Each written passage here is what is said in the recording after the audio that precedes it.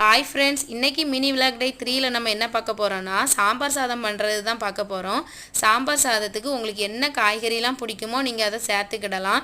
நான் எப்போவும் சாதம் தனியாக வேக வச்சதுக்கு அப்புறமா தான் பருப்பையும் காய்கறியும் வேக வச்சு சேர்த்துக்கிடுவேன். எனக்கு இப்படி செஞ்சால் தான் டேஸ்ட் ரொம்ப பிடிக்கும். நீங்களும் இந்த மெத்தடில் பண்ணி பாருங்கள், கண்டிப்பாக உங்களுக்கும் டேஸ்ட் பிடிக்கும்.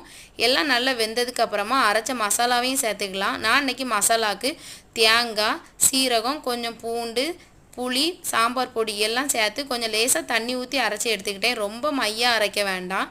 மசாலா சேர்த்ததுக்கப்புறமா மசாலா வாசனை போனதுக்கப்புறம் 2 கைப்பிடி முருங்கைக்கீரை சேர்த்துக்கிட்டேன். முருங்கைக்கீரை சேர்த்ததுக்கப்புறமா கொத்தமல்லி இலையும் சேர்த்து சாம்பார் சாதத்தை தாளித்து இறக்குனதுக்கப்புறமா சாம்பார் சாதத்துக்கு கூழ் வத்தல் வதக்கி சாப்பிட்லாமேன்னு அதையும் வதக்கி சாம்பார் சாதமும் கூழ் வத்தலும் வச்சு சாப்பிட்டு பார்த்தேன். டேஸ்ட்டு சூப்பராக இருந்து. நீங்களும் இந்த மெத்தடில் சாம்பார் சாதம் செஞ்சுட்டு சாப்பிட்டு பார்த்துருங்க. டேஸ்ட் எப்படி இருக்குன்னு சொல்லுங்கள். ஓகே, பாய். நெக்ஸ்ட் வீடியோவில் பார்க்கலாம்.